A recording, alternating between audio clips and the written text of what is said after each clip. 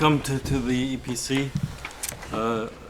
It's a strange situation. I think all of you are aware that there have been a number of attacks which have been going on. We are not clear at the moment exactly what has happened.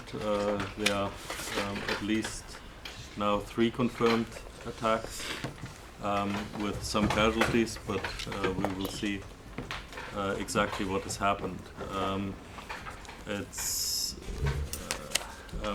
has changed a bit the setting for this discussion, but we decided that given the time when we heard about the attacks this morning, that we would go ahead and then give you the chance to have the discussion with the speakers who are already here.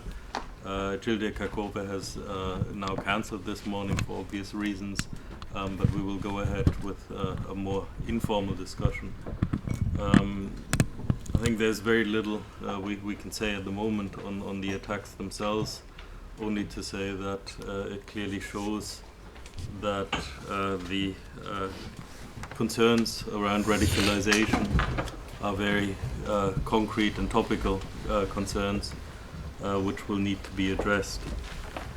So I think it's an important project for us, and we're glad that we're carrying out this project together with the European Foundation for Democracy and the Counter-Extremism Project. And we're very glad that we have the chance to do this. I think we have very good speakers for this first event in the series, and I would just want to welcome them, and I'm glad that you managed to come in yesterday rather than today. So it's the radicalisation, jihadism is of course a big challenge to our personal security, but also to the European project. I think what is already clear is that these attacks are European attacks. They're not aimed just at Belgium, they're aimed much further. And I think the symbolism of attacking the European quarter and the airport gives a clear message. So I think it is more than ever important to have these discussions, and I'm glad that we can do this. And welcome to this first event of the series. And I'll just hand over to Roberta Bonazzi, the Executive Director of the European Foundation for Democracy, to also say welcome. Fabian, thank you very much. Clearly, the opening event or opening policy dialogue of this series is more timely than ever. For us, the European Foundation for Democracy is actually a privilege and a very important opportunity to be able to work with the EPC, the Counter-Extremist Project in the US that launched in Brussels about 6 months ago. And last but not least, ISPI, the Milan-based Institute for International Political Studies, who's also contributing in terms of expertise. For the last 10-11 years, European Foundation for Democracy has been focusing on these issues.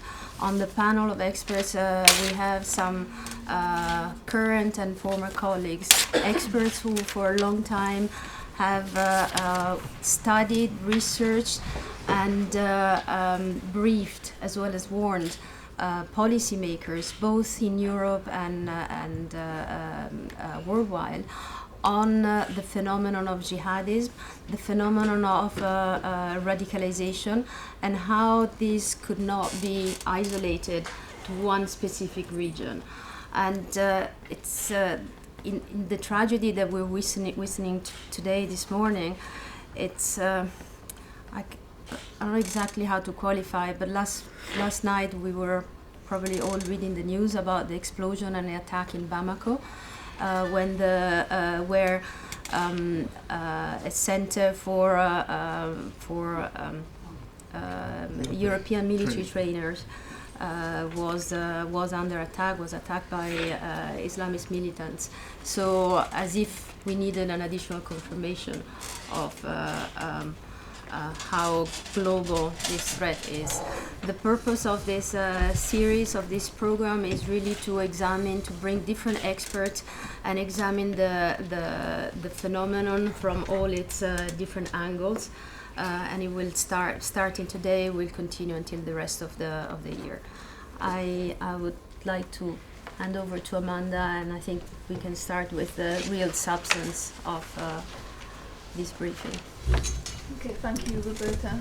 So I just repeat what you both said. I think the topic of today's meeting is more important than ever before, defining the phenomena of jihadist radicalisation, drivers and catalysts. I mean, if you look how many terrorist attacks have taken place over the last few months, I mean, the tragedy today, but a few days ago in Istanbul, you know, in less than 1 week before that in Ankara, then going back to Paris, there's, you know, a systematic series now of these sort of ugly attacks that are clearly aimed at for many different reasons.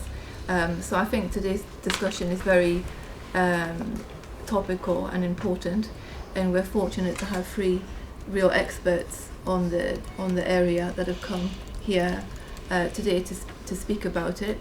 So I'm going to briefly introduce them. First of all, we have Rashad Ali, who's head of strategy at the Institute for Strategic Dialogue.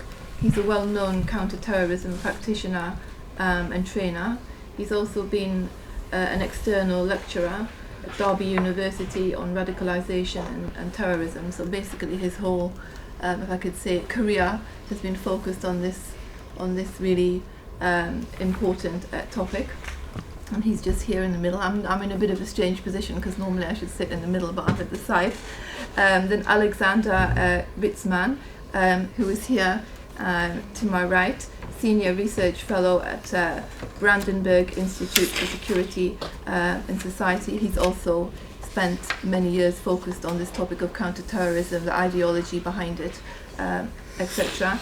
And last but not least, Bakary Sambe, Senior Fellow at the European Foundation for Democracy. So I'm going to ask Rashad to kick us off, please. I think given the kind of events that we're experiencing today, it's probably a much more somber mood to approach some of these discussions. Everyone's mentioned how relevant they are and how pertinent it is to start talking about some of the issues surrounding this, and I think we have actually been discussing this for some time. I think what's different right now is probably the nature of the challenges that we face. The nature of the challenges that we face are different in a number of ways. I think it's becoming more and more clear that Brussels and Europe is actually the front line almost of the interaction between a global terrorist project which has very deep-rooted political objectives which are becoming more and more manifest, and therefore I guess our response internationally, internally and on a practitioner level is really, really fundamental, that we sit back and we think about how do we proceed forward from here.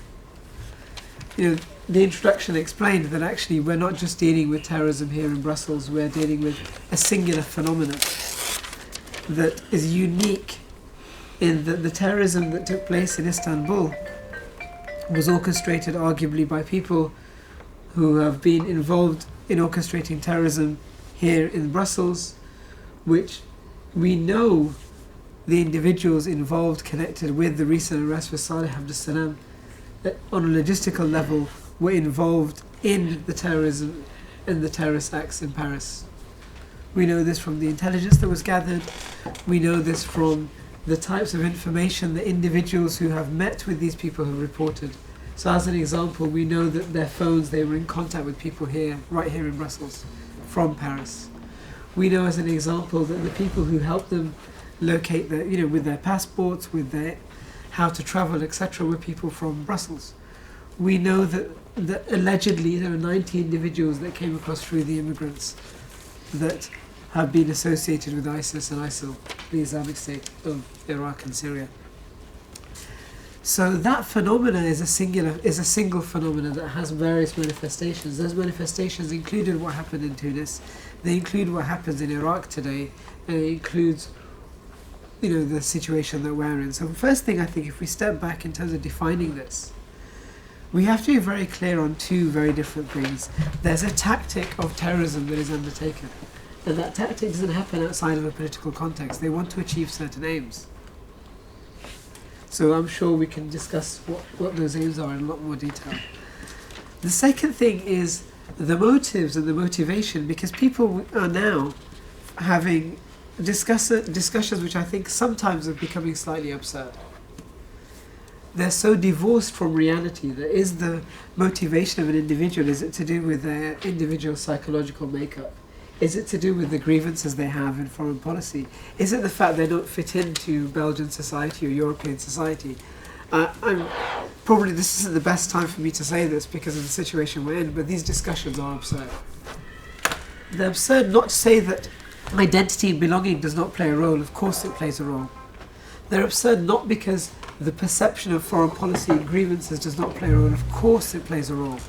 But the idea that we can detach any of those things from the very, very clear ideological dimension, an ideological dimension that looks and has created an us and them narrative very, very clearly, whether it's the Europeans against the Islamists, the West against the Islamists, the kuffar, the unbelievers against the Islamists, or whether it's in a very clear, pristine, pro-Islamist ideology, i.e. they don't just stand against democracy, they don't just stand against liberal values, they don't just stand against organising society via the nation state. They're not just against international institutions, whether it's international law, borders, treaties and so on. They have an entirely different ideological perspective on how to organise society and the world around them. That ranges from how do they organise their citizens or the people within their countries in classifying them as Muslims, heretics, non-Muslims, as people who are going to be subject to the jizya, as subservient and subjects to their authority, whether it's in defining that actually Iraq and Syria don't exist, there is no border there as much as we may like to call it a border. In reality, this is one state that's going to encompass the entirety of the Muslim majority countries because that's their world view. It's a pre-modern world view which doesn't accept the nation state, which doesn't accept actually all of our achievements in modernity, whether that's the rule of law, whether that's the idea of liberty, whether that's the value that we give to international cooperation and treaties, that what we've learnt over the last 5 centuries in terms of being able to maintain peace. And actually this couples in with a lot of the other things that are happening. The idea, I've just come from London, and I have to tell you, it's disturbing in London when we do seem to be having a majority feeling of the Brexit camp. That's the truth of it. It appears to be the case that if not the majority, then it's very 50-50 split. And actually what that represents is more than just parochial Englanders leaving Europe. It represents something much more detailed than that, which is happening at the same time as Putin is undertaking not only his acts in Syria, alongside the Iranian regime, which is decimating the people of Syria, and sending millions of people within Europe to also do something very, very clear, very, very specific, to change the makeup of Europe, to destroy the European project, to bring an end to the idea that we can come together to stop war, to stop the persecution within countries. But actually, that project and that ideal is being attacked. So when looked at in that context, we have to step back and think about this in the broad context then, which means, first of all, we do not compromise our values and our views and our principles, which means what? Which means we saw a number of reactions post 9/11, post 7/7, some of which sought to compromise our conceptions of habeas corpus, our conceptions of the rule of law, our conceptions of maintaining innocence before evidence, our conceptions of making sure that we act by international law standards. Because remember, everything is aimed at undermining those standards, which means we need to reinforce that value system, which means at the same level, individually we're reinforcing the notion of liberty. reinforcing the notion of democracy and reinforcing the notions of the rule of law, which means as a values perspective, those things become uncompromisable, irrelevant of every other factor. So irrelevant of what people's alleged grievances may be, what people's alleged identity issues and politics may be, it means we need to stand for something. To say, hold on a second, Europe stands for these values, that's why we're united together. And those values form what bring us together. It's what unites people of different backgrounds, different countries, different cultures, but fundamentally recognising those things. And I think that means that on a policy level, we do a number of things. We don't engage with extremists in order to try and stop terrorism. This has been one of the policy actions that has been undertaken in various countries. Fundamentally, this is ideological suicide. And we need to be very, very clear about that. At the same time, that doesn't mean in any way marking all people of a certain ethnicity, all people of a certain religious persuasion with a singular brush. We know there's no such thing as a singular Muslim praxis. Muslims don't share a single identity, neither ethnically, politically, religiously, in sectarian levels. There's a saying: if you get two Jews together, you'll get three opinions. Get several Muslims together and ask them to talk about anything. They're as diverse, as pluralistic internally as any other culture or any other mass civilization. So yes, we can recognise that. We interact with people on the basis of their own identity. We don't label them Muslims and interact with them as a Muslim bloc. In the same way, we don't see this as a singular Islamist bloc. I think those things are my initial kind of thoughts and reactions. And I may have probably spoken for too long, so I hope some of the others will be able to enlighten us more on some of the other points of discussion here. Okay, thank you very much. Before I move on, I'd like to ask you a question. I mean, you're coming from the UK. Perhaps you could say something about the UK, experience. I mean, what are the main challenges now that are faced in the UK? I mean, a lot of people, including actually my own brother this morning, talk about, the Sharia law that is, allowed in some, let's say, regional or municipalities in the UK, playing into part of this problem or the challenge. I mean, do you agree with that? I mean, or is there, what are the key problematic areas? I think you're originally going to have Ilham Mania, I think, speak today, and that's her area of expertise. She's got a whole research area and project on this. So her book is published, and I think it's probably worth everybody having a look and reading that. I think the problem is that people, again, they're speaking on different levels. So some people will tell you British law very clearly does not allow parallel courts to be established. This is true. British law does not allow that. And so the only way that people establish these councils by which they can engage in arbitration and dispute resolution by Sharia rules is allegedly according to the Arbitration Act, which allows people to resolve their differences on matters outside of utilising judicial statutory legislation. Now, that's actually a misnomer, because the Act only really applies in financial matters and matters of personal dispute. It does not apply where there's statutory law. And so in all matters related to family guidance, children's rights, custody, these issues are precluded from any remit that any council can have.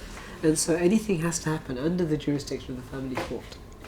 So anything that is operating outside of that sphere is effectively operating outside of the legal bounds. And the problem with many of these councils is they operate in that sphere. And so those things need to be very, very clearly restricted, stopped, and brought under the control of the family courts. There's no two ways about that. In terms of other matters such as religious divorces, etc., in the UK we have a history. So to give an example, again, back in the 90s, the Beth Din, which is a halakhic council for Jewish communities, they decided very clearly, and was reissued by the chief rabbi recently, actually in the last month, that they will not be granting decree nisi divorces to individuals which hold women over a barrel. If they're saying we're not going to divorce you because we don't wish to do so, we're not going to grant a religious get, actually that can't happen anymore, because that will stop them from being granted a decree nisi by the court. So the courts have intervened to determine actually that level of oppression doesn't take place. So we have a disparity here within the Sharia councils are run by Muslims that don't actually work in that space. So I think there are some very serious issues that need to be addressed in that regard, and certain regulation that needs to take place. But at the same time, there's a danger again of being reactionary. And that reactionary level is thinking that we can solve this by legislation. We can't solve this by legislation because this is a cultural problem. It's actually a problem of individuals, women who believe that they are bound by certain regulations that stop them from being able to enact their own kind of proclivities and their liberties. And what we need to address is that very specific cultural problem. Okay, thank you very much. I'm now going to move on to Mr. Ritzman. I mean, we talked about very briefly about the whole ideology behind this terrorism. I mean, most recently this has been linked to ISIS ideology that has been, sold through, social media, etc., which seems to have had a considerable impact in, let's say, the radicalisation process of quite a lot of people, particularly youth in Europe. I mean, youth that didn't actually have anything to do with Islam to a large extent before this process. So maybe you can touch on this issue among others. Yes, thank you very much. That's the part I prepared, narrative, propaganda, counter-radicalization issues. I would like to give a couple of remarks before that, obviously. I'm working with the Brandenburg Institute for Security and Society, as you know. I've been working with EFD for 10 years on issues like this. I started working on radical Islam, political Islam, 2001, like a lot of people, as a full-time job, basically, in different capacities, as a legislator, as a policy advisor, as a researcher, as in different roles. Right now I'm very tense. I don't know how you feel. I'm still like my blood pressure's up, and I know this feeling. It happens sometimes, combined with big attacks. 2001 was an attack like that, where we didn't know anything. At least most people didn't know about Al-Qaeda a lot. They didn't understand why these guys were coming after us, what their objective was, what we were supposed to do. Now, 15 years later, I'm really wondering what's the learning curve? Like, what have we understood? How are we reacting? And it is amazing to me that we still seem not to understand that terrorism is a tactic. It's something you do to achieve something. They're not ISIS, Al-Qaeda, Al-Nusra, Boko Haram. They're not killing people just to kill people. They do this for a specific, they want a reaction from us or from people who have to deal with these terrible crimes. So in the ideology now, talking about ISIS, because this might be the context also in Brussels today, ISIS says there's a big problem in the Muslim Ummah, in the community of Muslims. There is very few that really understand what Islam is. That is the ISIS group, of course, from the perspective of ISIS. And then there's opponents of ISIS, the ones who totally disagree and fight them. But in the middle is this huge group that is confused, ignorant, Muslims who don't know what they really should do. This is the perspective of ISIS. The gray in the middle. They say there's black and white. You're either with us or against us. But in reality, there's a lot of gray, and they want to reduce this gray. They want to push Muslims towards extremism. And the strategy they have is to commit attacks in Europe and other places for European institutions, Americans, everybody who is involved, to overreact in a way to push Muslims out of society so they can be easily recruited by ISIS and others who then say, see, we told you. They are racist, they're bigots, they're overreacting, they're arresting everyone. And this is super tricky, of course, right? This is very complicated, but we have to understand if we agree with it or not, if we think this is logical or not. This is not the point. We first have to understand why they do what they do. And then we can reflect on how to counter this. And now, France published a report recently about the attacks in France, 55 pages, and a senior French counterterrorism expert is being quoted saying that we don't talk to the Belgians on an intelligence level. We don't even agree on how we translate Arabic names. Because in European languages, we have 15 kinds of translating a name coming from Arabic. So if you don't agree on the translation of the name and you have a database, you might run into problems because it might be the same person registered under different names in different databases. So before we now come again into the discussion of cutting down civil liberties, going after all kinds of people, we have to look inwards and find out why we're still so bad, obviously, on intelligence cooperation. How is it possible that a network of individuals in Brussels and partially France can operate without being discovered over years and commit a series of attacks, then pull back, and then commit again a series of attacks? This is like the key purpose why we have intelligence agencies and police, and I'm really kind of shocked, despite the fact of having worked 15 years on this issue, that we're still not capable of doing this, because a network should be easily discovered, right? There's a lot of people involved, there's a lot of communication, there's traveling, you need to forge passports, you need to buy things for explosives, you need to travel, all these things. So we really have to first check the capabilities of our security agencies, the openness for cooperation, and everything that's in the way of cooperation has to be challenged. And before we now come up with new laws and try to cut down on civil liberties, that's just my call I would like to give, and I would like to make. The second thing ISIS wants, of course, is to lure us into battle. They fantasize about a final battle in an area in Syria called Dabiq.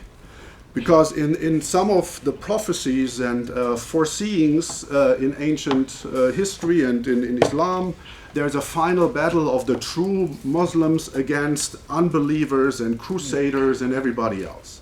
So they want us to come. They're very upset that the Americans are not coming. They publish this, they talk about it. They want to fight American ground troops in Syria because they know that their recruitment will spike up 10 times.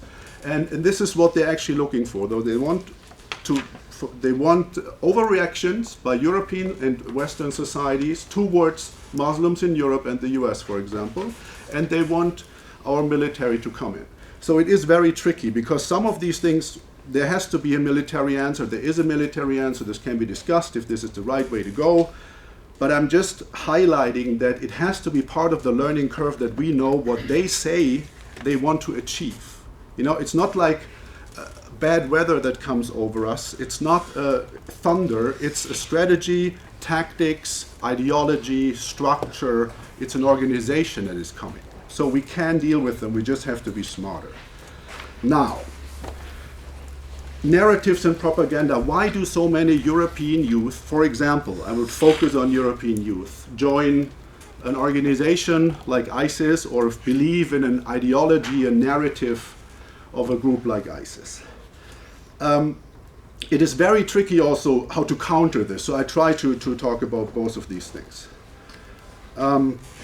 So far, ISIS is investing a lot of money and manpower into producing state-of-the-art video clips in full HD, movie theater quality, with references to computer games, to action movies, to try to connect to a culture, a youth culture that is already there. So they're not coming up with something totally new. They try to connect to existing parts of youth culture. And there are a lot of initiatives in different countries that try to deal with this, to counter it, to discredit it, to make fun of it. Some are government-driven, some are NGOs, some are individuals. But if we compare how we as Western societies react to ISIS, the investment we do on countering their narratives is ridiculously low.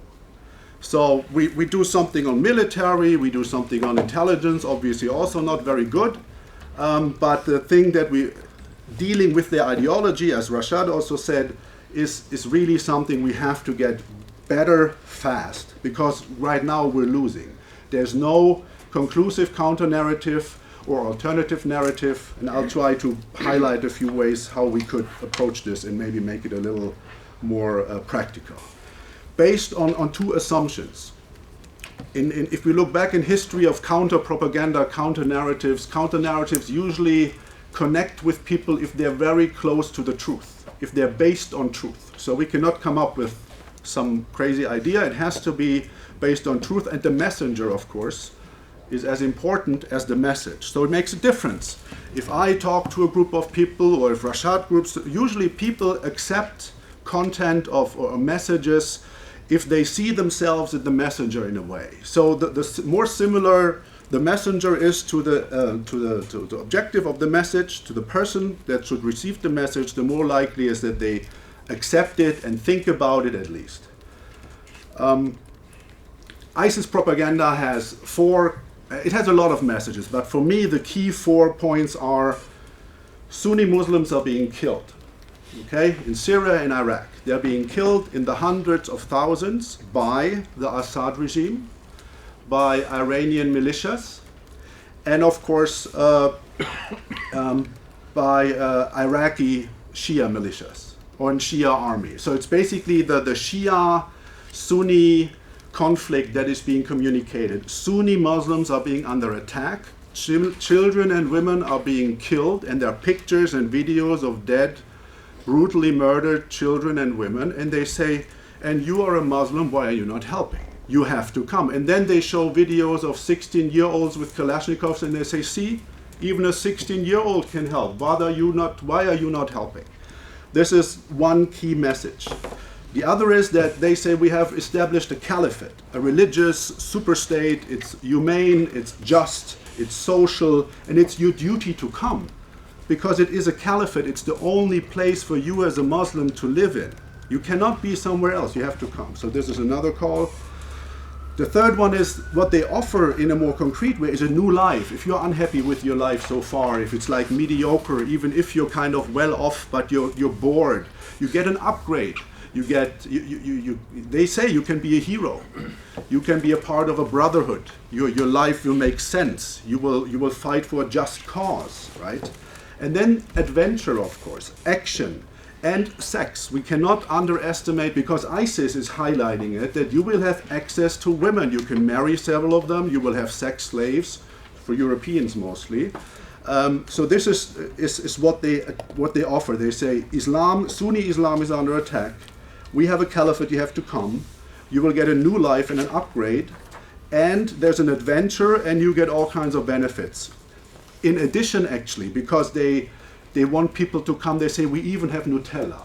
You know Nutella, right? The spread for your bread, to imply normality. You can move from Brussels or Berlin or from London to Raqqa, and it's not going to be a big difference. It's just going to be much cooler and nicer, and you're going to be happy here. This is their message that they're sending to youth.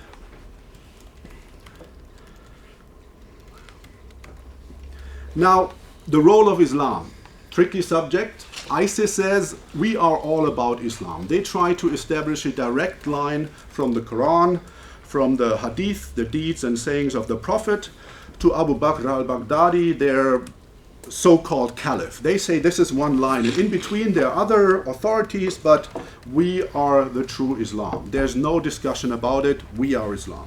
And they don't mind that beginning from Al-Qaeda.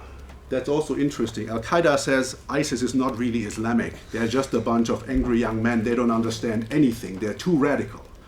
So beginning from Al-Qaeda, who says they're not really Islamic, to the Grand Mufti of Saudi Arabia, to Al-Azhar in Egypt, to every moderate Islamic association in the world who says this is of course not Islam, but they say it is, right? So I don't think that the answer can be this has nothing to do with Islam. This would be limiting us too far, but of course it's not the Islam that is being practiced by 99% of the world of Muslims, right?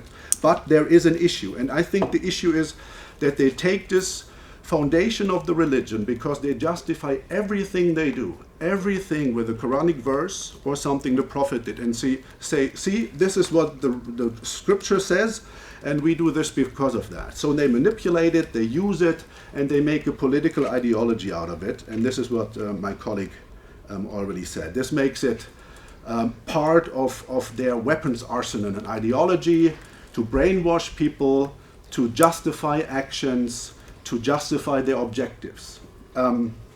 It is complicated, religion plays a role, but of course it's not the general Islam. It is a tiny, tiny, tiny subgroup, but they say they do it in the name of Islam, so we have to recognize this and deal with it. We cannot simply say Islam is not the issue at all. Now, the videos, the propaganda you see from ISIS through media is all bad news, right? Executions, kidnappings, terrible things.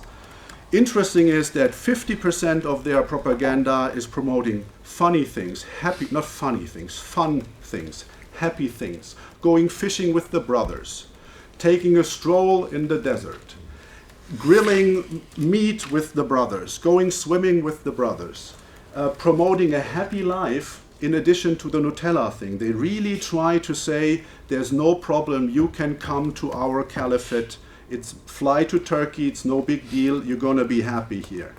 So we have to understand people who go there do not just go because of the terrible execution videos, but because of the part of the propaganda we often miss that focuses on the happy life in ISIS land. Now the people that go, there have been research has been done online mostly, a couple of interviews. Why do people go? 3 groups have been identified: the seekers, those who seek attention, seek adventure, and seek easy accessible sex. This seems to be one group. They're just bored, they want an upgrade, they might have been petty criminals, they could also be students of architecture. It doesn't really matter. They have everything. Everything is in this group. Then you have the protectors, the ones who mostly focus on their Sunni Muslims being killed. You have to help. You have to come and protect them, you have to save them. And these people mostly go to protect Sunni Muslims or to avenge their death.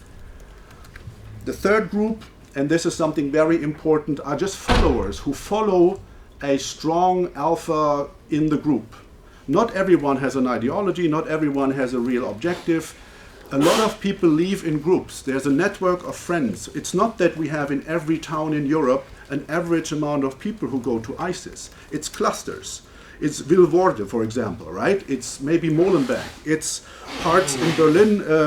It's other small towns. It's about people who motivate people to actually go. So you can radicalize yourself over the web, but very few people leave actually and go to ISIS land without having actually met someone in between. Women, why would women go? Right? This is a question I also asked myself a while ago. Why could this be attractive? Now, the sales pitch of ISIS is that here you will find a just man, a pious man, a real man, and not these materialistic sellouts that live in the West. So if you want a real Muslim man, you can only find them in the caliphate. And for some women who are suffering from the patriarchic structure, maybe also in Europe, yeah, they are not allowed to go out after 6 in the evening. They can only go with a brother accompanying them. For them, going to the caliphate is being seen, at least it's promoted like this, as a liberation, because in the caliphate also the males have to oblige and have to follow the strict rules. So no sex before marriage is for both. It's not like in Europe that the guys often do what they want and the sisters are under control of their fathers, or it's a small group I'm talking about, but that's part of their narrative. You find real men and everybody is treated equally. It's a just society. There's no double standards if you accept that Sharia is one standard, which is a different discussion. So how do we deal with this? You can come up with funny videos making fun of ISIS. You can say, no, this is not Islam, and you can quote scripture, and all this is being done. I think it's not being done in the best way so far. What seems to be effective is that former supporters of ISIS, defectors, and also victims of ISIS, family members of victims and family members of ISIS, speak out. They have credibility. They might be closer on a personal level to the audience that we are talking to. And there have been interviews done with defectors and former members of ISIS. And they say, we left because ISIS is not protecting Sunnis as they claim. They're actually killing Sunnis. They're killing other militias, they're killing civilians for whatever reasons. There's a lot of killing of Sunnis going on, and I came to protect Sunnis. So I cannot stay there. Important point. Second point, brutality. Brutality towards hostages, brutality towards civilians, and also within ISIS. They say it's too brutal. I don't get the connection. I have to, this is too much for me. Corruption. Selective benefits for people who are closer to the leadership and all seems to be an issue there as well. So it's not this just, perfect, happy society. There's a lot of corruption going on, supposedly what they said. And it's a hard life, especially for Westerners. It's not fun and exciting because you're not really on the battlefront. You're either a suicide bomber because you don't have the military training, you probably don't speak the language properly, you're not very useful. You're being used as a suicide bomber or as a guard, doing guard duty. So you're in front of a building, and that's why they're online all the time. So they tweet about what they do, or they're on Facebook. So it's boring, and there's no Nutella. Seems to be an issue that the lies that they say it's a happy life, everything's available, come here. It's not the case. Sometimes there's no warm water, sometimes there's no electricity. I'm finishing in a minute. So the point is, and there is a movement right now in the counter-narrative, counter-propaganda sphere, people who deal with this in the US and in Europe, to focus more on the stories of credible messengers, meaning former ISIS people, victims of ISIS, family members, people who have an emotional connection. And the core message is that ISIS is lying to you. So the things they promise you are not true. And so far we're not really doing this. We're saying ISIS is crazy, they're murderers just in general, they're sick, they're poor, they're in some way crazy. But this is not the point that is working. Working would be attacking the core narrative, but of course only if you're looking for information, right? So maybe a young person who's on the web wanting to learn about ISIS should find a website explaining that ISIS is lying with this ideology and not just pro-ISIS videos and some government information not to go to Syria, right? Between that, there's very little happening. So there's a big gap that should be filled. And just as a final remark, final, we have to understand that there's a root cause, or there's a reason why ISIS is so strong. And that's the disenfranchisement, the situation of Sunni tribes and families in Iraq and in Syria. That they think that dealing with ISIS and having deals with ISIS is better than having deals with the Shia Iraqi government. They are afraid of the Iranian militias. You know, there is a reason why ISIS is so much stronger than Al-Qaeda ever was, and that is they have a local conflict where the local population says, we might not like you guys, but you are better than the alternative. And this has to change. Once the local tribes, like they did in 2006 in Al-Anbar, rise up and kick those guys out, it will be much easier to go after them. So there cannot simply be a European domestic solution and not only a bombing military solution. There has to be a political solution in Iraq and parts of Syria to make sure that ISIS is being kicked out from the territory that they're holding. Thank you. Okay, thank you very much. I mean, I agree with all of the points you made about ISIS, but I think there's another element, because ISIS doesn't exist in a vacuum. I mean, there's the element of where it gets its money from to do all of this stuff in the first place that I think needs to be more seriously addressed, and doesn't seem to be being sufficiently addressed by the West, and not only the West. And of course that brings us to Saudi Arabia and the Wahhabi agenda that Saudi Arabia has been pushing, you know, for decades. I mean, not just in this region, but far beyond. I mean, in the Far East, for example, you have countries that have been, you know, groups of, you know, radicals have increased and are brought back over here.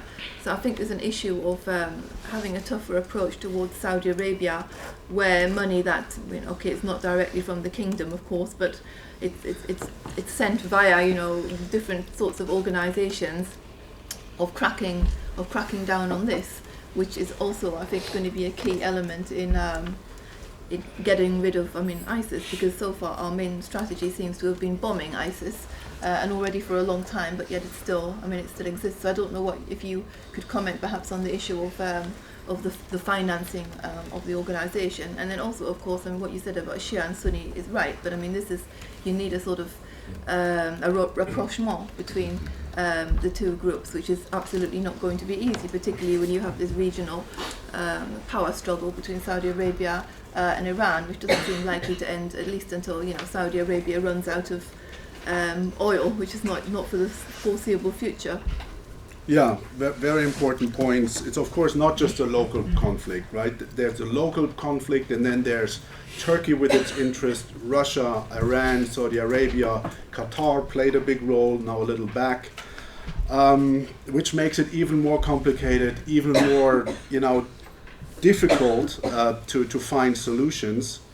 But there might be some progress, but the key would be that Saudi Arabia and Iran, I guess, find some sort of agreement that they have to stop supporting militias on these sites.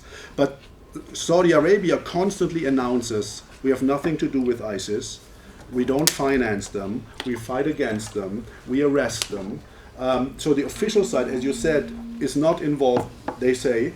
But of course they have been exporting radicals. They kicked out of Saudi Arabia, actually. People who challenged the rule of the king and the interpretation of the mufti were kicked out and sometimes received funding and opened mosques in the Balkan or in Europe or in other places.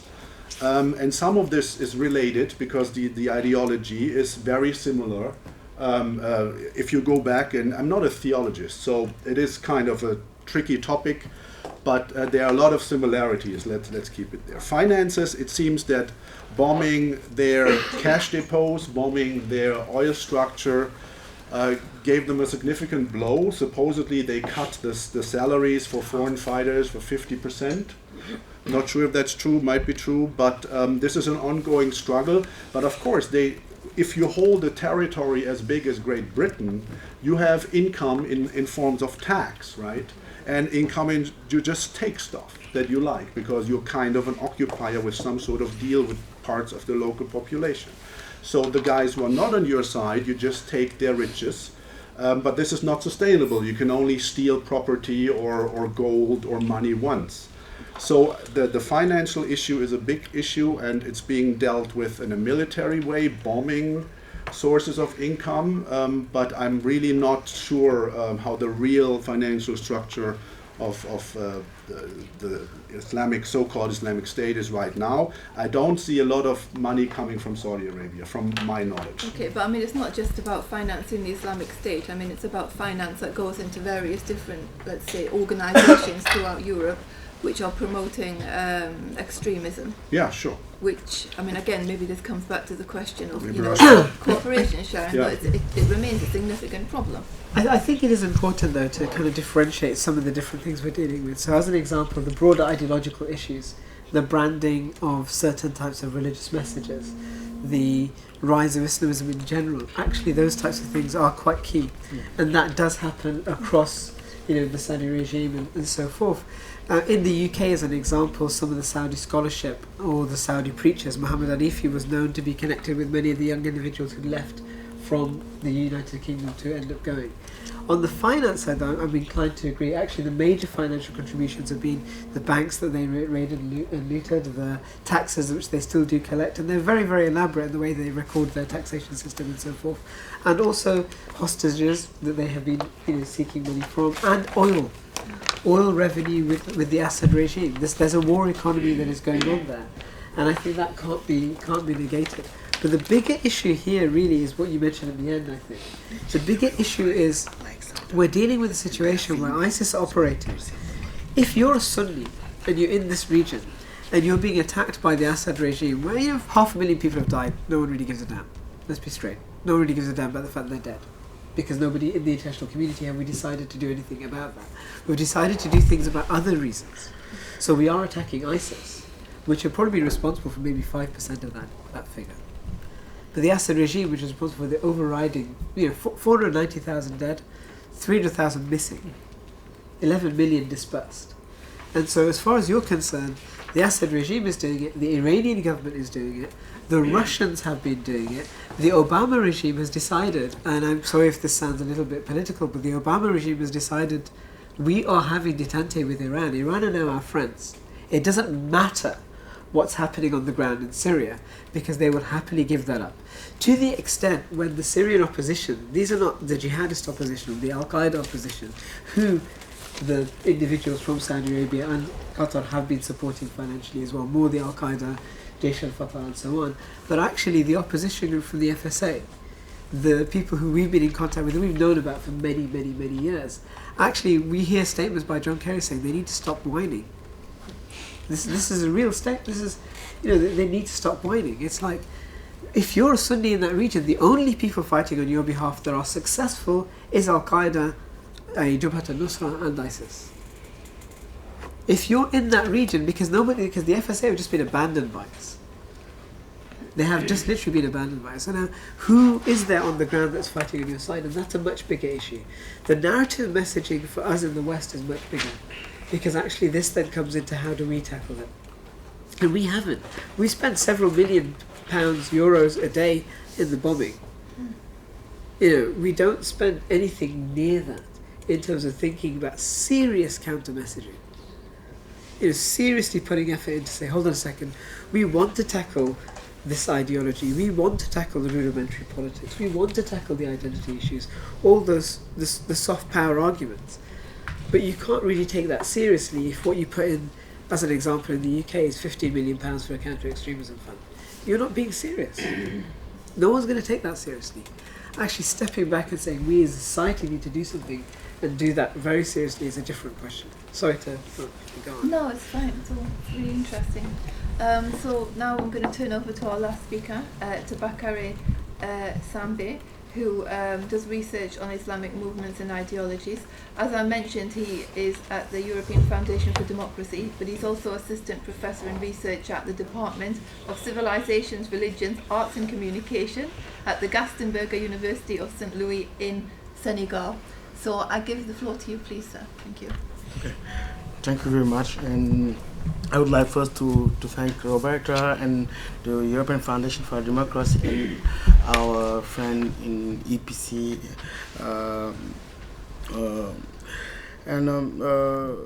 So I remember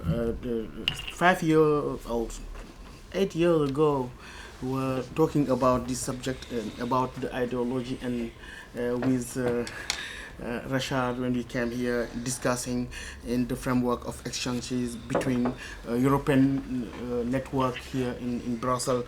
And I think that people in those moments did not understand what we were talking about, and I think that many people say that in this period that we are exaggerating, we are inventing some stories. It is just people who are inventing some stories. It's not reality. And in those periods also, many organizations here in Brussels and many scholars say about, you have, they are Islamists, they are extremists, but good extremists, not terrorists. And now I would love to know what they think about the evolution of the situation in Europe and in the Middle East and in Africa. It is sure now the expression of when we talk about international community, now it is a reality. Yes, now we are an international community of vulnerable countries. There is no exception. This is not a problem of Afghanistan when the thing was very far, and we are in Europe, say that you have this problem in Afghanistan or in Syria. Now it's a real problem for all our countries. First, I would like to I apologize for my very francophone English, but I will try to make it possible to. And the second remark is we are in the period of global terrorism. Yes, a global terrorism, and in this context, it is amazing. But Islam is used as a kind of ideology to fight the hegemony of and the domination of the West or the powerful countries.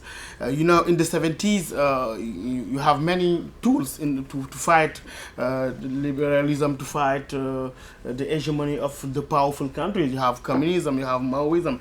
But now, Islam is becoming little by little an ideology used by certain people to tackle the West or the liberal thought or the hegemony of the West. During research work I did for the special envoy to the Sahel from the United Nations, I visited a lot of countries, including Nigeria and northern Nigeria. I proposed to the United Nations to achieve this research by discussing with the religious actors to ask them two questions, just two questions. From their perspective, what is the problem? What is the cause of all this? And from their perspective, what is the solution? And I met the Mufti of Maiduguri in northern Nigeria, where Boko Haram is really very, very active. His name is the Sheikh Ibrahim Saleh Al-Husseini. And I asked him a question: what is the cause of all this problem, all this trouble around the world, and especially in Nigeria? He said a very interesting sentence, saying that the cause of all of this is the combination between the arrogance of the unjust and the ignorance of those people feeling themselves as victims. The same, I have the same answer from another sheikh from Mauritania, the Sheikh Ba, who is leading a very important Quranic school in Nabaria in Mauritania.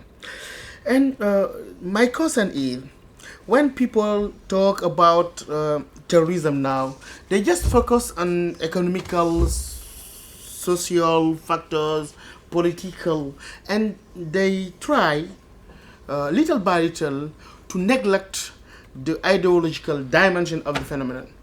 And I think that it is this conception of terrorism is part of the problem. Why? In Dakar, 2 years ago, we had a conference calling the Forum International pour la Paix et la Sécurité en Afrique, International Forum for Peace and Security in Africa. And it was many representatives from the European Union, from the United Nations.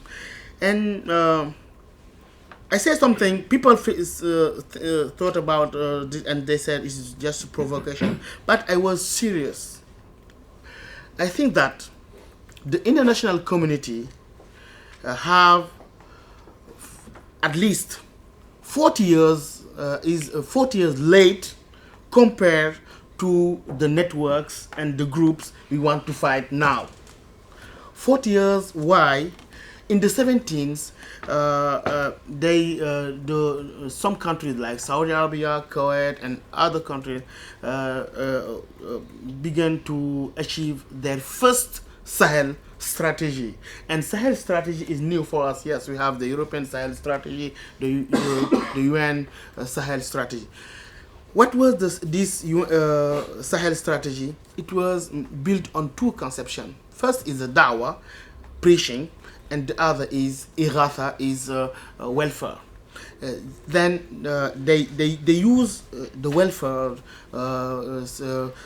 rescuing people, to preach a new kind of Islam, and the Wahhabi and the Salafi Islam. And the project was to build a Wahhabi zone in Africa from Eritrea to Dakar. Eritrea, Sudan, and they say that the main objective is to encircle the Christian Ethiopia, and they have training centers in Chad, in northern Nigeria when Sharia began to be applied, and in Niger they have a very important university built by the Organization of Islamic Cooperation, OIC, founded by Saudi Arabia, when they train many people and they led them to spreading what they call the true Islam in the Sahel region. And Mali, the northern Mali, which was controlled by Mahmoud Dicko, the same, who is now the leader of the Islamic Council in Mali. And of course, Senegal is the final objective. Senegal is really important for them because Senegal is now the only country, until this morning, the only country which is not hit by this phenomenon. And you have all the organizations, European Union, United Nations, and other, and they have also in the 70s, because in the 70s you have a series of many years of drought in the Sahel region, and in those period, European Union and the United States have no money to help us. They were hit by the oil crisis, and the countries who had money was Saudi Arabia, Kuwait, and the Gulf countries. And as the the international community did not understand what had happened, and sometimes I think that it is the case. They impose to the Sahelian countries some structural adjustment, and they invest less and less on education and social work. And those organizations funded by Saudi Arabia and some Gulf countries come back to Africa, and they have the second Sahel strategy in the between the end of the 18th and the beginning of the 19th. And with Islamic NGOs, they build school, Islamic school. They found some social work, and the objective was to Islamize the country. Amazing, Islam. Sometimes I say to people in Medina that Islam was in Africa before reaching Medina in the 7th century in Ethiopia, and Timbuktu Islam was in Timbuktu in the 11th century, or even in Senegal. The thing is, they want to impose the Wahhabi and the Salafi Islam in the Sahel country, and they have the same objective, all this Islamic movement, but they use different strategies. First, you have the strategy of Muslim Brothers. The Muslim Brothers, they name their strategy in Islam. They want to reform Islam, to modernize Islam. The strategy is very complex because they use technological modernity to fight social modernity. And young people are really attracted by this phenomenon. And what they do also is to have a control on schools. For example, in Senegal, in Niger, in Chad, they began the propaganda when you were in secondary school, and at the university they try to have some mosque built by World Muslim League, founded by Saudi Arabia, and they put this mosque the center of indoctrination, yes, voila, of some student. And today, for example, now in Senegal, where we have at least 30 young Senegalese who joined ISIS in Libya and in Syria and in Iraq, and most of them was educated people, and they was trained by those mosques built by the Muslim World League in the campus in Senegal. And one of them is Gassama, who is from Casamance in southern Senegal, was indoctrinated in a mosque built by the Agency of African Muslim, which is founded by Kuwait, the Kuwait. And we have this problem in Africa. And for example, this caused a kind of clash of religious model and causes many conflict between Muslim themselves, as you can see in northern Nigeria. And because Islam was adopted by African people in a peaceful way, without major problem between the communities. But when they come with the Wahhabi and the Salafi Islam, and they try to impose that to people, and they say it is the right Islam. If you are not Salafi, you are a bad Muslim. If you are Sufi, for example, when they arrived in Timbuktu, they destroyed the mausoleum, they destroyed the what represented the contribution of African Muslim on Islamic civilization. And now, for example, you see the phenomenon of women, girl child and women kamikaze in the Lake Chad basin, in Niger, in Cameroon, in northern Nigeria, and in Chad. They use ideology, because I would like to emphasize on this. Ideology is very important in this process. They use the ideology. They teach to girls that the first martyr in Islam was a girl. Her name was Sumaya, and they teach this in some Islamic school, and they encourage those girls to become. Plus, some girls kidnapped by Boko Haram. And in the Sahel region, I see that before the occupation of northern Mali, we had Mahmoud Diko. In 2009 and 2010, in Mali you have they have a new family code, and it was adopted in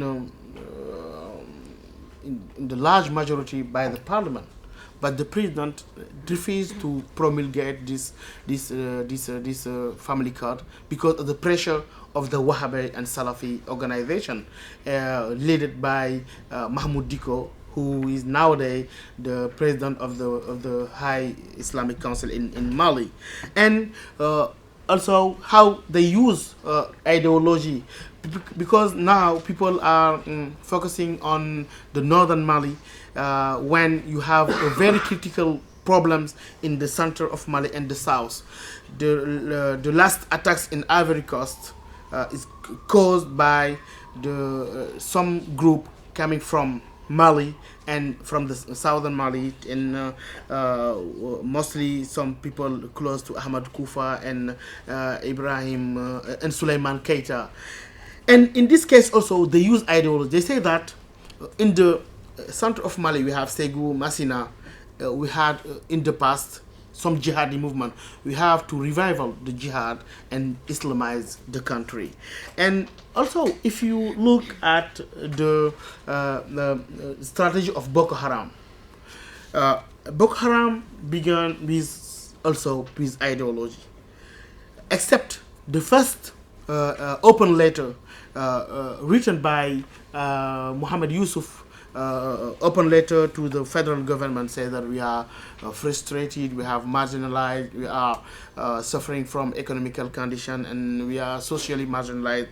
The second writing was entitled هذه عقيدتنا ومنهج دعوتنا.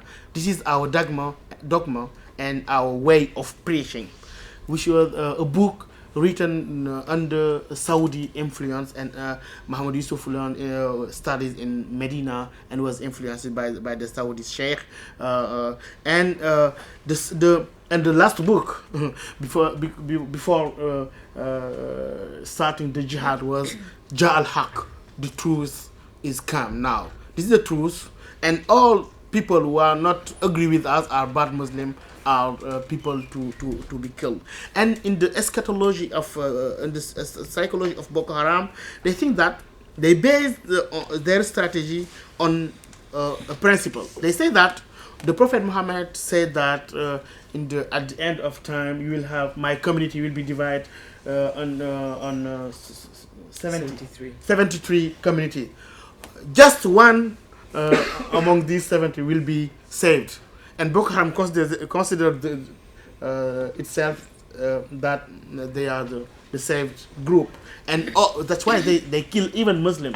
The saved group is a group practicing Salafi Islam and Wahhabi Islam. Then I think that ideology is really important. And even when we talk about Islamic State, the pretext is always religious, but we cannot neglect the ideological dimension. We have to tackle and to fight extremism with ideology. In Mauritania, they call it fighting ideology by ideology, and they try to promote some sheikh, moderate sheikh, who try. Like my friend Rashad and I don't know, and even for example, they have a lot of money. We have not no money. For example, this I realized this with a foundation in Senegal to show and it was spread in schools and high school how the Saudi money and the Gulf money corrupt people and convince them to change their religion, and how it caused some clash of model in Senegal, in Mali, in Chad. And the other thing in the strategy, mostly for Muslim brothers, they use the principle of taqiyya.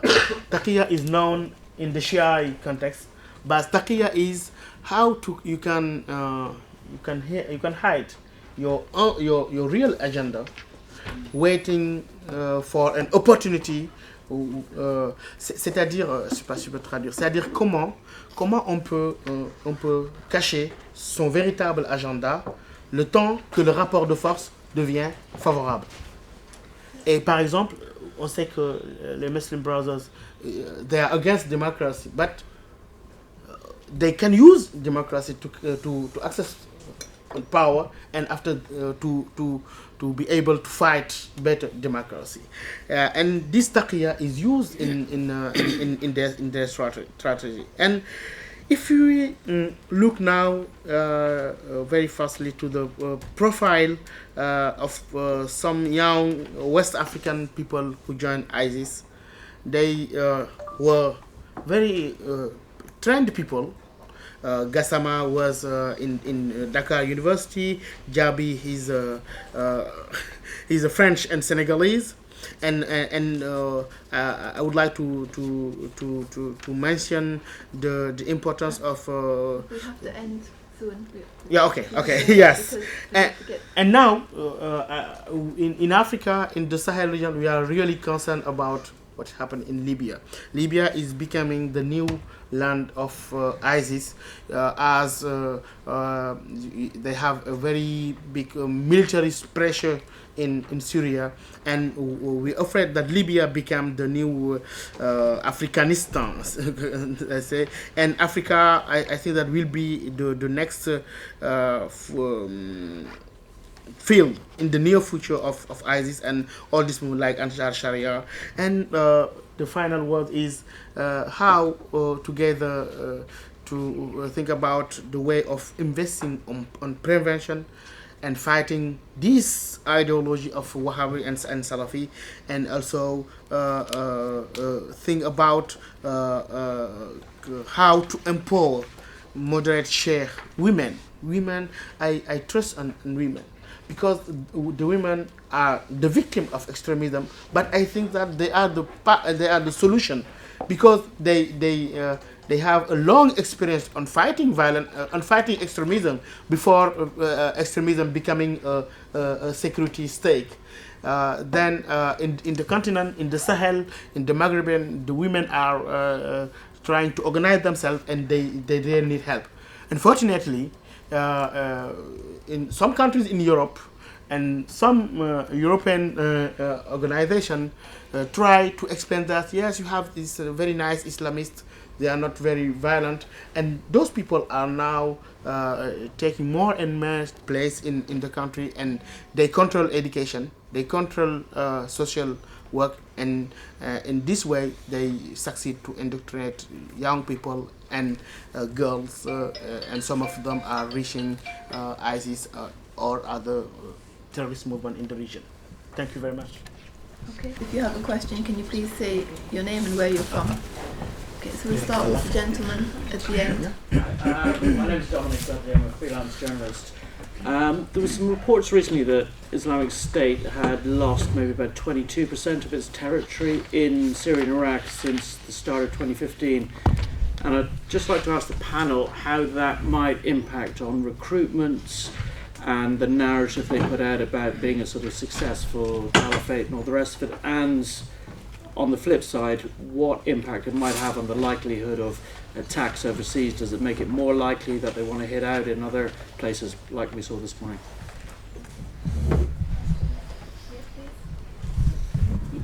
I would like, my English is not so good, I shall try.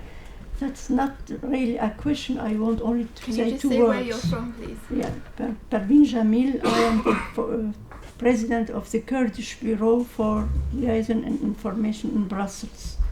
And I lived in Syria, I am born in Syria. I know very good the situation there for long ago. May I say Yes, go what? ahead, Okay. please.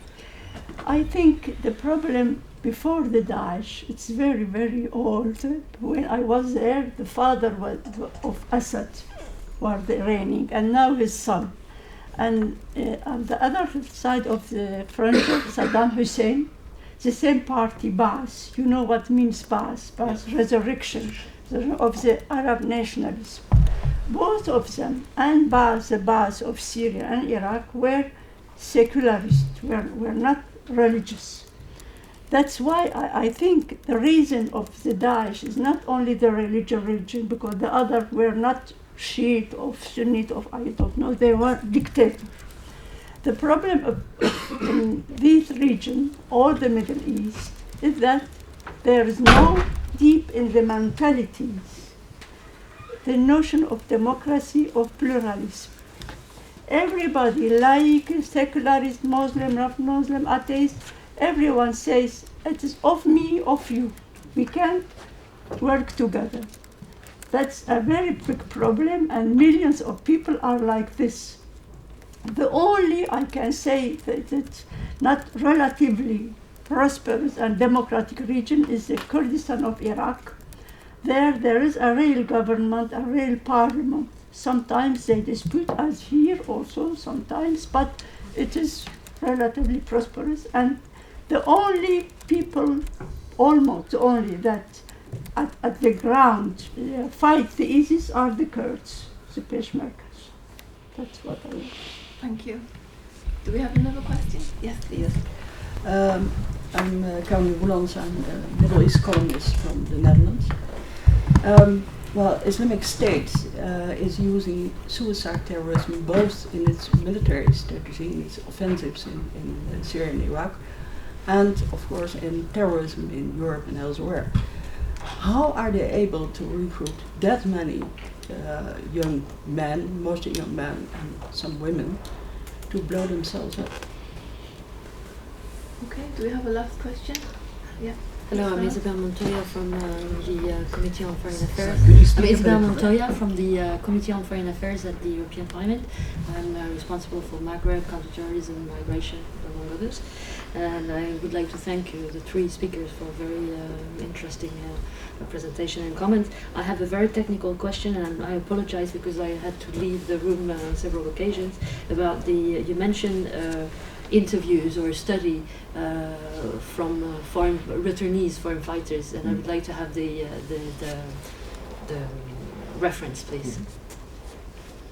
Okay, would you like to start, Alexander? Yeah. Briefly, territory, I'm not sure. In terms of narrative and propaganda, right? Nobody's there is reporting the truth. ISIS is not saying, oh my God, we lost, so now we get less recruitment. If you believe, if you're on the ISIS newsletter, you will not hear a lot about defeat and pullback. And if so, it will be strategic and it would be making sense, and we will return in all. Maybe it has an impact, but it is a reduction from a huge expansion, right? So it is, in a military sense, it would make even sense, because they don't have the personnel to hold a huge territory like this. They don't have the infrastructure like this. So I have a hard time judging the success of ISIS by the territory they hold in the margins. In the center, of course, but not in general. I cannot make the connection.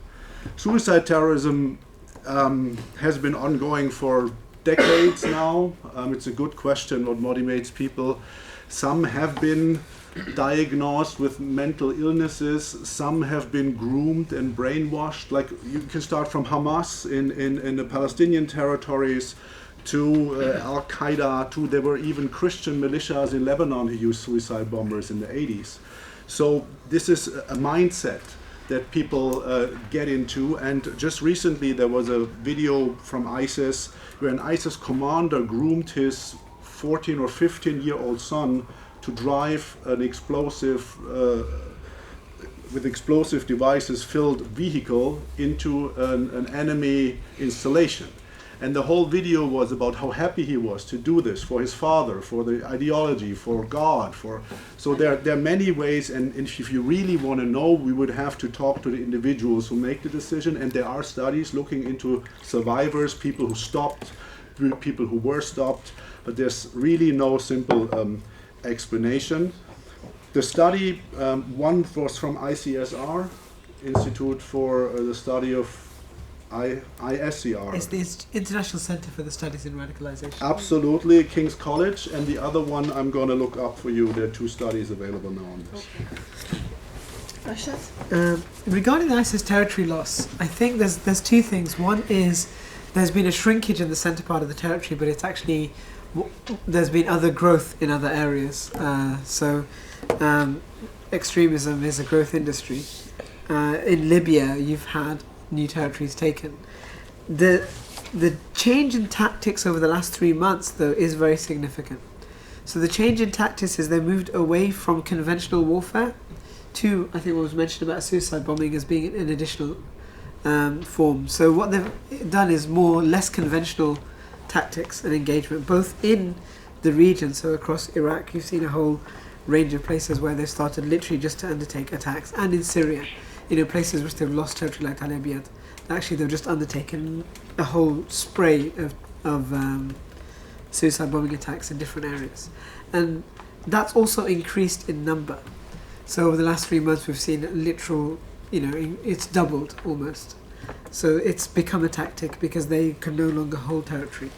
From our perspective, I think I was asked this question a few days ago, what does this mean? What does this mean, especially given the arrest with Saleh Abdel Salam? I think it's fairly, many people are now saying, immediately that actually they had planned attacks already, and maybe what we're seeing today is some of those attacks brought forward. This is, and I think that's a fairly reasonable analysis without knowing any of the details. I think that's probably what people are suggesting. And I think, to be fair, without wanting to sound all doom and gloom, I think it probably is the case that now there will be a greater emphasis on broader attacks across the globe. That would be my feeling based upon what's happened. With regards to the other questions, the Assad and Ba'ath, there's a lot of truth to say that there's a dynamic that is different to the West in the Middle East and the countries, that actually there are different reasons why people in the West, individuals, may be attracted to extremist ideology to why people within Middle Eastern countries are attracted to the ideology. There are different factors. And it's true, Hafiz Assad, we know, was an awful tyrant and a brutal dictator. And we know this kind of symbiosis with Islamists existed back then. When the Muslim Brotherhood tried to take Hama, Hafiz Assad had no qualm with blitzing it to the ground and just killing off 30,000 people, at least. And then literally rebuilding over it. It's eerie. They literally rebuilt over Hama, and you can walk through, and it's that whole region. And so there is some truth to that. But there's also some other things that happen in the build-up for ISIS. So there's a great book I'd recommend anybody who's really interested in the subject, and there's a re-edition being published again. It's Hassan and Michael Weiss's work, ISIS Inside the Army of Terror. And they mention a number of things that are very, very important. First of all, the circumstances for generating these types of individuals post-war. There were very particular circumstances, policy measures that were mistaken that created this. Among them were the fact that there was a vacuum created by the disbanding of the Ba'athist military in a complete way. The Ba'athist military, pre that, Saddam Hussein had decided that what he wanted to do was take up an Islamic perspective.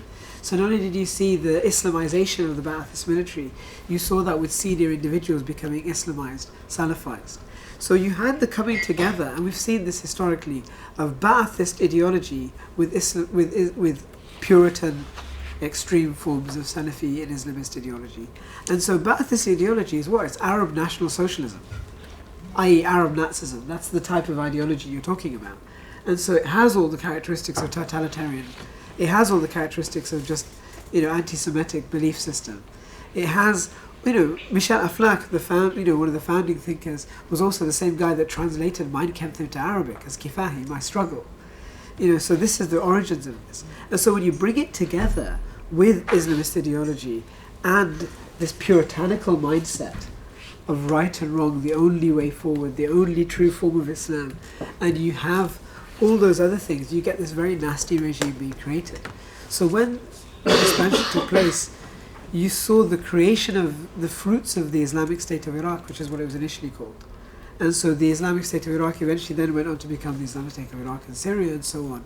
And that's what we're seeing now. And I think it is important to see the history and the development, not because we need to excuse it, but we need to understand what are the factors that influence it and make it up. I would also Returnees. recommend that book because I read it as well. And there's a it's really second edition coming out with an extra 170 pages or something, which will be really interesting to see. The returnees, there's a lot now that we've actually, there's the studies that are being done, but also there's a lot more that have come into the security services and the authorities. So for some of us who work in this space, so I was mentioned that I work in counter-terrorism, so I've worked on interventions with people who have returned back from these areas, people who have been convicted, people who have been arrested, and so there's a whole range. So we've got more of an idea now of the push-pull factors, as well as the kind of interaction we have with the people in Raqqa from Sudan, as an example. So we have a lot of the information and looking at what their push-pull factors are, what their motivations are. And they do clearly specify certain things. They speak of all the things you mentioned, actually. The religious duty to create this new Islamic state. The living under Islamic governance. Saudi Arabia wasn't really Islamic enough. Someone who's lived in Saudi Arabia, it's always amusing hearing people say stuff like this. But actually, this is, it's the same puritanical religious ideology, but there's something distinct from it. And that is the political ideology. And this is where they differ from Saudi Arabia is, in terms of, as a political ally, it doesn't have a political foreign policy agenda which is not unmalleable to our interests in the region, which is why we've had a historic kind of connection with them. Vivi Israel as an example. This has always been important. They've always pushed for an agenda and so on. So this is different now because what you have is this puritanical ideology in terms of religion coupled with the brotherhood mindset of Islamism, coupled with a very kind of, and then add to that the region and the surrounding tyranny, the surrounding oppression, and what's going on, and you have a very, very powerful set of political motives, ideological, puritanical ideas, and religious bonding. Because the religious bonding, fine, I'm not saying this is Islam, obviously I don't believe that, but obviously most Muslims don't believe that, but you can't negate for them this is a religious bonding that takes place. The way they see this, what you mentioned, that they find citations either from scripture or from history, or if they need to violate it, they have a justification. So they have a book which is called The Management of Savagery, which they've adopted as their framework of thinking about guerrilla tactics in warfare, where they say, yeah, fine, it may disagree with Islamic rules of fighting, but this warfare now is universal, it doesn't matter. Guerrilla warfare has its own sets of rules and everybody must embrace it, and it's become internalized. So it's internalized in their own mindset. This is part of their religious, ideological, political worldview. And so when you see that as a pull factor again, the adventure, you see kids driving a tank, spinning it around like they're in some computer game. That element is there very much for Western attraction. There's all sorts of additional things that come into play. And I think if we want to have a counter-narrative or counter-narratives, we actually need to look at what are the pull factors for different groups of people, because there are different things that attract different people. And then allow the narratives to address each of those things. Not one, there's no one magical one we're going to, think, what is it? Think again and turn away. It's not going to magically change, the propaganda space. We actually do need to step back and look at this in a very sophisticated way, which means understanding the narratives, understanding the push-pull factors, what has worked for who, and then deploying counter-narratives accordingly so that we develop in a very specific manner. Okay. Can I just ask a follow-up question to what Rashad just said? Rashad, I'm Roberto Bonazzi. But you say we have to understand the narrative in order to build the counter-narrative, analyze the push and pull factors. Has it not been done? I mean, that's a theory of what should be done. But we've heard this for the past 2-3 years. So on this, there's lots of kind of research work, which, to be fair, is good work. Is fairly on target in terms of understanding the psychological factors, some of the demographic factors, some of the ideological analysis. It is good. However, to be completely honest, when looking at it in the grand scale, because we're talking now about assessing narratives, online engagement, and so on, one of the things that we're looking at is being able to then map the online space in terms of narratives so that we have a data set which is actually fairly substantial to justify what people's theoretical frameworks is. So we're developing testing frameworks to look at mass data and the theoretical frameworks to say, well, this is the ideas, if you like, that people say radicalisation happens like this. These are the narratives they can map onto radicalisation. This is the data sets we have on the online space in terms of, for example, we have mass Twitter accounts of many of these people. We have narrative propaganda that ISIS has put out. We can map those two things to determine, how actually the narrative space functions, and then we can source counter-narrative and look at how that works in that space. It is being done, but it hasn't been done at that systematic level properly. I guess it's a huge work, it's amazing work that has been done, but will always be late, because by the time we've understood what the message was, they've already something else. So we need something reactive in that sense. So maybe it's not just about counter-narrative, or I don't know, it's just... I think there's probably a number of things. I think first of all, there's a counter-narrative side which is almost remedial and reactive. We're looking at issues, we're tackling issues as they change, as they shift, as they arise. There's a broader question about narrowing that space. So the tactics of terrorism generally, the grey zone, actually they do speak about this in a lot of detail, that they want to narrow the grey zone so that which side you can belong to is very, very clear, which is another reason why we need to think about this in the ideological sense. That, hold on a second, we need to maintain our value system that is inclusive, because we have developed that over centuries. And so that becomes really important as well, that we want to narrow the recruitment zone. And so in that sense, the counter-narrative has to have a very, very not just negative, but very, very clear sets of values about pluralism, about democracy. And actually, in that sense, where people can see why they maintain their Islamic identity, their European identity, their whatever ethnic identity they have, and we have a society that is able to manage that. So that's a big issue we need to think about. Okay. Saudi Arabia is now evaluating in a very complex situation. The political wing of the Saudi in Saudi Arabia is now against terrorism, Salafism and Wahhabism. And for example, next week Saudi Arabia with the World Muslim League organize a conference in Dakar in how to tackle terrorism and extremism. And the political, because now you have ISIS, and it is very dangerous for all people, including the Saudi monarchy.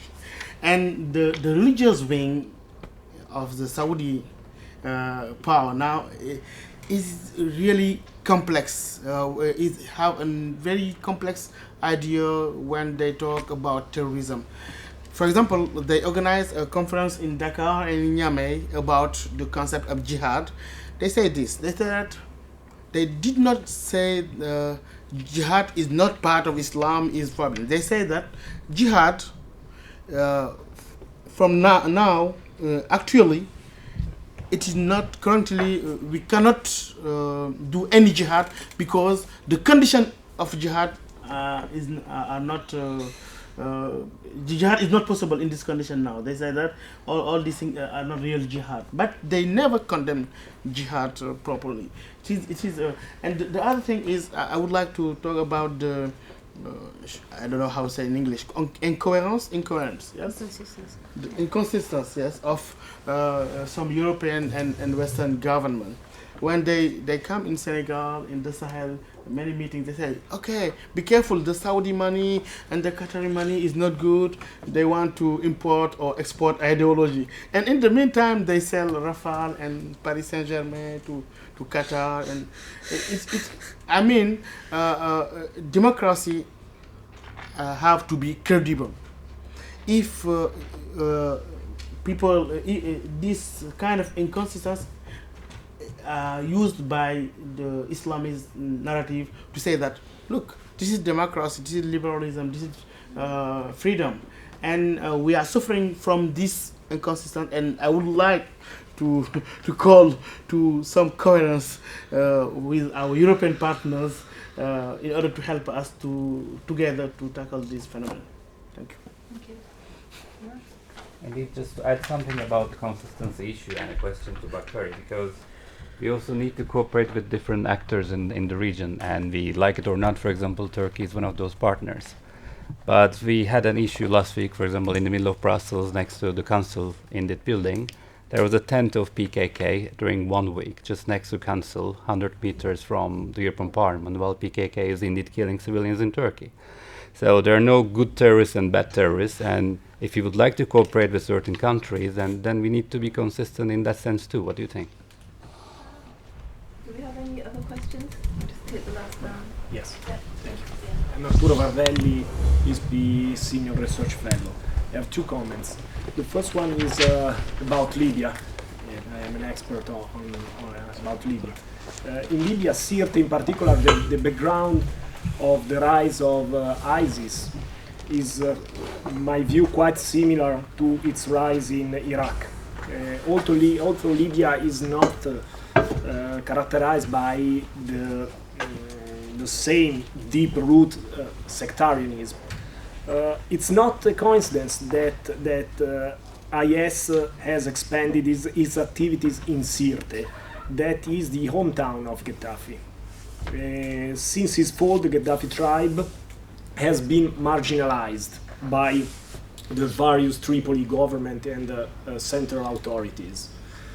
And so I think that the problem is not an ideological problem. There is not a radicalization by ideological drivers, but by political reason, I think. And the second one is about the, if you look at the global map of terrorist organizations and the map of failing state, or states without full control of their territories, you can see that the two maps are overlapping, are the same, which is the relations, which is the relation. And I think that is important to rebuild the states, or try to rebuild the states, on the basis of inclusiveness and pluralism. So sure, it's a long-term goal, but we have not to forget the long-term goal by the political of day by day.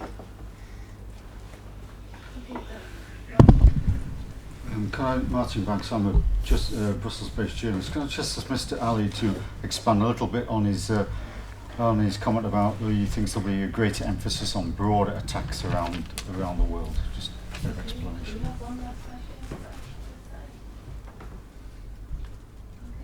Okay, we'll respond to these questions then. I don't know, Bakari, do you want to start this time? Okay, about Libya, for example, yes, it is a political problem after the political crisis, major in Libya, and the competition between tribes. Okay, but what is dangerous in the situation in Libya now, currently is, you have Chad, Niger, and you have Nigeria, and in Africa, in the Sahel region, our government, our civil society are really concerned about Libya, and because our young people who want to reach ISIS, Syria is so far, they go to Libya.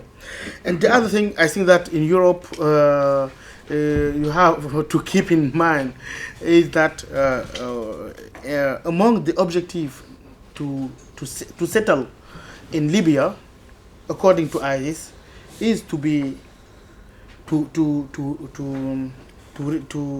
Europe or to hit Europe from Libya. And I think that perhaps here people have time to be in philosophy, to think about. But in Africa, in the neighboring country, I was in Chad, in Niger, people are really concerned. Thank you. Yeah, I think Libya actually, there's a few very quick points. First of all, we tend to be a little bit behind on some of this stuff. We wait for things to get worse and then react, and this is the point you're making. And it's the same with our international policy. Actually, the situation in Libya has been getting worse for some time, and also across different parts of the region. But at the same time, I'm more concerned about some of the policy development attitudes towards the region. So, for example, yes, we know what has happened in Libya, but that is not due to the intervention that took place to remove Gaddafi. There's still some of this stuff of thinking around with people. No, we had to intervene to stop Gaddafi slaughtering those people. And that was correct. It's the post-intervention planning, policy and actions that have come to undo that, when we leave a political vacuum and a vacuum in the region, which is what we're seeing now. When that political vacuum is left, then it's naturally a place for strong strategic powers to come in. And so we've seen it in two ways: the rise of extremist ideology like ISIS, and we've seen it with Russia and Syria. That's exactly what's happened. And I think we need to think about this on a broader level, that strategically speaking, how do we move forward? Because intervention, fine, we learned the lesson from some of the mistakes in Iraq, but it wasn't the military side that was problematic in Iraq. That was very short, very succinct. It was the post-military governance that failed. Similarly, we learned the successes of intervention in Kosovo, in Bosnia, where if you go to these places, you know, in the UK, Tony Blair's not the most popular person now, given everything that's happened. But, you know, Bill Clinton and Tony Blair are popular names for children in Kosovo and certain villages in Croatia, etc., because these were people that saved lives. And so we need to step back and have a very serious conversation about how and what we do in that respect. With regards to the kind of extension, I do think, what I mean is twofold. I think that the networks have spread much further out in Europe than we would like to acknowledge and admit. And so what we are seeing now in Belgium, and Belgium is not unique and is not on its own in that respect, is actually the effects of those networks being settled fairly well in various places within Brussels, etc. So I think as a result of that, whether it's France, whether it's Germany, where there have been hints of attacks before, whether it's Brussels or whether it's London or whether it's like what happened in Tunis, I think actually we are going to see more of those types of attacks, because actually there's very little you can do from a policing perspective to stop individuals. What you can do is you can work and find networks.